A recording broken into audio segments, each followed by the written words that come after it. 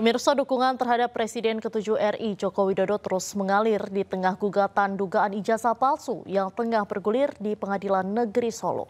Sejumlah teman seangkatan Jokowi di SMA Negeri 6 Solo mendatangi kediaman Jokowi di Kelurahan Sumber, Kota Solo, hendak mengajukan gugatan intervensi terkait polemik ijazah SMA 6 Solo.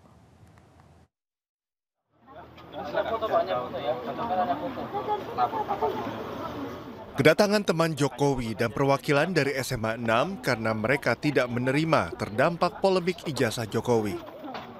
Mereka akan melakukan gugatan intervensi atas gugatan ijazah palsu Jokowi. Rencananya gugatan ini akan diajukan ke Pengadilan Negeri Solo. Gugatan intervensi dilakukan pada perkara yang digugat Muhammad Taufik. Kedatangan kami ke sini adalah dalam rangka untuk mohon izin, kami akan melakukan gugat intervensi atas gugatan yang dituduhkan kepada Pak Jokowi bahwa ijazah SMA-nya Pak Jokowi itu adalah palsu.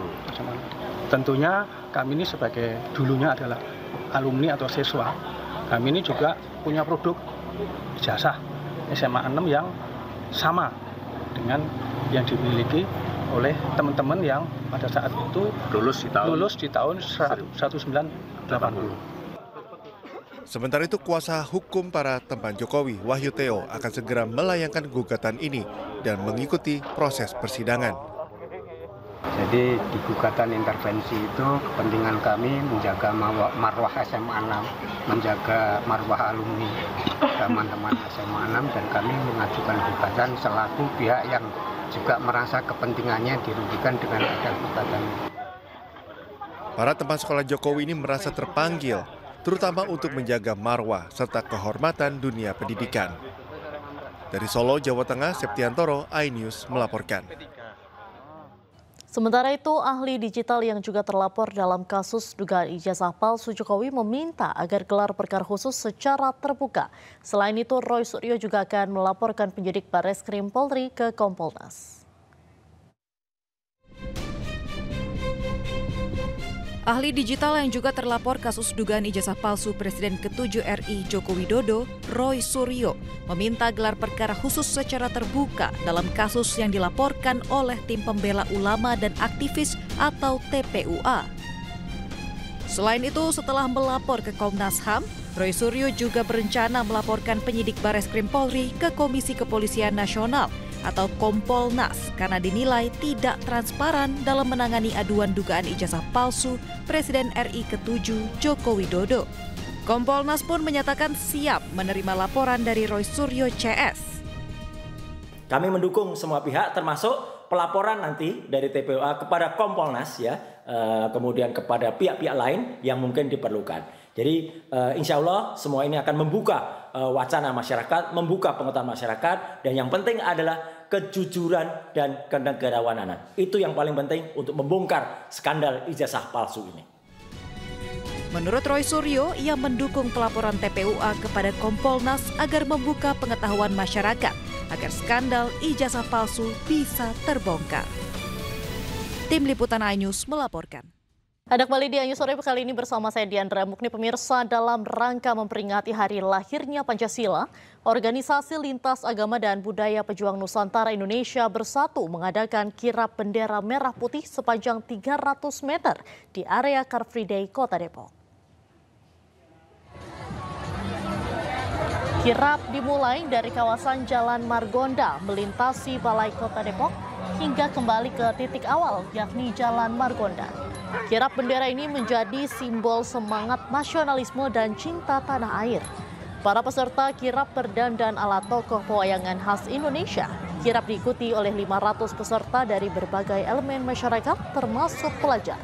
Kirap diiringi lagu nasional seperti Indonesia Raya hingga Bagi Monotri. 300 meter ini dalam rangka peringatan Hari Lahir Pancasila ya Pak?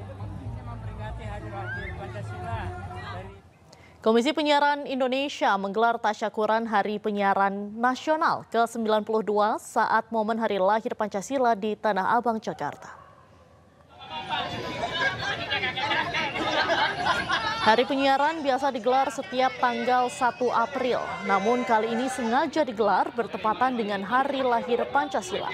Acara diisi dengan pemotongan tumpeng dan fun walk atau jalan santai sekaligus kampanye penyiaran berkualitas. Di era disrupsi media, Ketua KPI Ubaidillah menyebut jalan keluar harus dicari bersama-sama untuk mempertahankan penyiaran yang berkualitas. Kolaborasi antara KPI. Baik, Bapak Ibu, terima kasih banyak atas Hari lahir Pancasila tahun 2025 dengan tema memperkokoh ideologi Pancasila menuju Indonesia Raya diperingati oleh PDI Perjuangan. Sejumlah kader PDIP hadir di halaman Masjid At-Taufik, Jakarta Selatan. Kita akan memulai upacara hari ini. Upacara Hari Lahir Pancasila digelar di halaman Masjid At-Taufik, Lenteng Agung, Jakarta Selatan. Dan dipimpin anggota DPR RI fraksi PDI Perjuangan Jarod Syaiful Hidayat. Hadir pula Wakil Gubernur Jakarta Rano Karno, politikus Ganjar Pranowo, Tri Risma Harini, Krisdayanti, dan sejumlah kader PDIP. Sementara itu, Ketua Umum PDIP Megawati Soekarno Putri tak hadir dalam upacara Hari Lahir Pancasila dikarenakan memiliki kegiatan yang mendesak. Kegiatan yang mendesak yang tidak bisa beliau tinggalkan, dan beliau kirim salam kepada seluruh rekan-rekan media dan seluruh peserta upacara serta seluruh kader PDI Perjuangan se-Indonesia. Ratusan warga saling berebut gunungan tumpeng yang berisi aneka bahan pangan dalam rangka Hari Lahir Pancasila. Warga meyakini jika mendapatkan bahan pangan dari tumpeng tersebut akan dilancarkan dalam urusan sandang pangan.